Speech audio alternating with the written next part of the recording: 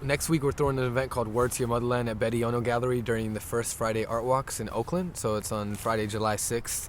And essentially it's basically a gathering of information, sharing knowledge, and sharing music and art. We're going to have live performances by myself, Houdini, Baggy, DJ Smokestack, my man the Mighty Zulu Delrokz is going to be up in the spot, DJ Ravi, and Ajit Ondo. And we're going to have art by Nisha K. Sembi, as well as Hero, and some graffiti pieces by Lady Karma. I'm going to have some pictures in the show as well.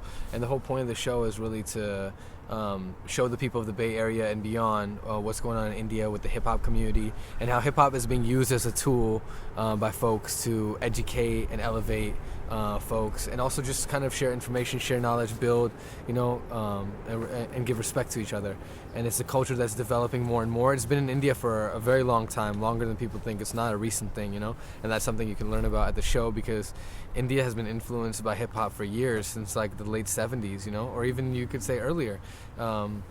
Because what is hip-hop, and hip-hop itself is a culture that came from, certain breaks and break beats that were from funk, and from soul. Like my man Delrokz could speak more on that, but hip-hop came from the break, and so in India, if you go back and look, there's like the existence of break beats and break dance, and the influence that had in Bollywood and on the streets, and so without the internet, a lot of it's undocumented, but there's a lot of history of hip-hop in India and pre-hip-hop, just like there's a history of pre-hip-hop in America, of like what led up to the culture of hip-hop emerging from New York City, and with the Zulu Nation and Bambaataa and Kool Herc and all the OGs. There's a history of pre-hip-hop in India that kind of led up to that being so big at this point, I definitely think Word to Your Motherland definitely represents hip-hop going back to its roots in the third world. Mm-hmm. Hip-hop started here, but it definitely has its roots in the third world. Yeah, and even that, sometimes terms like third world, we're so used to using that too. I don't even know what that means anymore, because I go over there and I'm plugging my iPhone into my computer and I'm tethering at the shop, getting the fastest internet I ever had in my entire life. You know what I'm saying?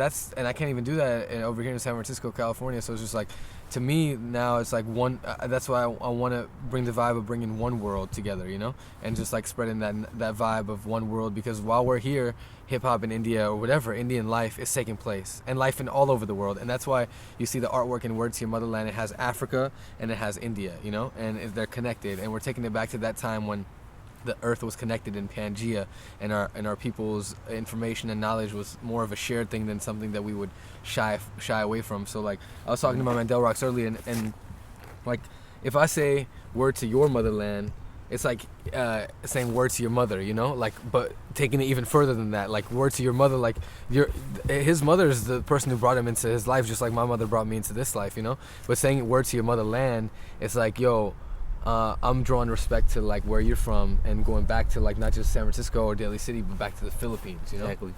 You know what I'm saying?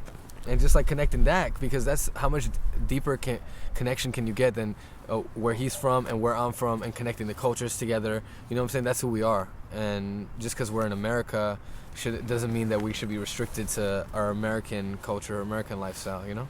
Definitely bringing it back to the one with unity, Mm-hmm. with all these, we're kind of all putting our differences aside and our cultures together, in respect to our motherland, for nurturing that. Yeah, man. And as my man Hero would say, he would be we don't even call it the motherland, because some people come here and get lost and some people get found, so even bringing the word up and saying maybe some people don't even identify as that's my motherland, even though that their parents are from there or their families are from there, because of their own beliefs or experiences, and it's just about bringing that discussion up, because if we don't bring it, if we don't use the term and bring it up, then the discussion's not going to happen. So it's word to your motherland, because I'm not just talking about where I'm from, I want to learn about where you're from. What's up? It's my man Delrokz. You know what I'm saying? Peace out key. We're representing for Philippines and India, Speak on that a little bit, about what your vibe is with the Philippines and how you try to represent that. Yeah, so right now we're just trying to work with the Philippines, trying to bring Slum Gods over there, Zulu Nation over there, trying to help foster their hip-hop community, and at the same time build new leaders through the youth and through hip-hop. Yeah. So we're trying to bring the empowerment project there, Slum Gods, Word to Your Motherland, all through hip hop, all through unity, peace, and love. You know what I'm saying? And it's not just about like we're gonna bring something there, because my man Delrokz works with communities out here to help them use their resources and environments around them. Like that one, tell them about the liquor store that you guys redid. Oh, like, so now a project, Yeah, like yeah. So we're just trying to build a network of folks that are gonna help each other out and bridging gaps from here all the way back to the motherland. If they're like working in the community, trying to convert liquor stores into healthy corner stores to decrease alcohol and increase healthy foods, little things like that, and we can educate people on how to do that through the language of hip hop. It's a universal language, and it's something that I think each and every one of us can relate to as far as our stories and our backgrounds go.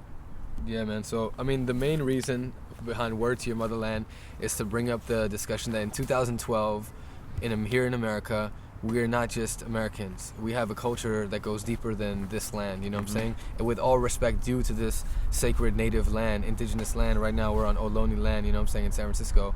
But we are immigrants, and we have immigrant stories, and those before us have their stories. So Word to Your Motherland is like saying, peace, I want to learn about your culture, and let me tell you about mine.